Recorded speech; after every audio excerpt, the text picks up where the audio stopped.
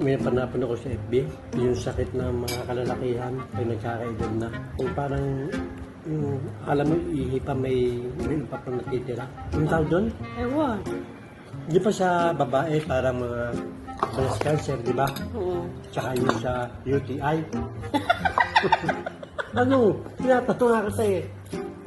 Hindi yun. Malibo ka. Ano yung sakit sa lalaki pag mga nagkakaedad na?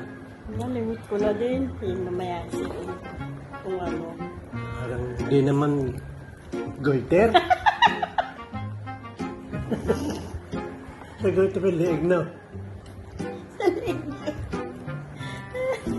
Oo, nagagawa ng goiter. Kaya ulcer. Ulcer naman sa gutom na. Ano nga kaya yun? Kasi napanood ko yan eh. Parang ganyan natin sinyalis ko. Natanda pero gumaganda sa lalaki. Hindi nga, napapatawa lang ako pero landam ko na rin talaga yun. Nagkakaedad na. Pero hindi goiter.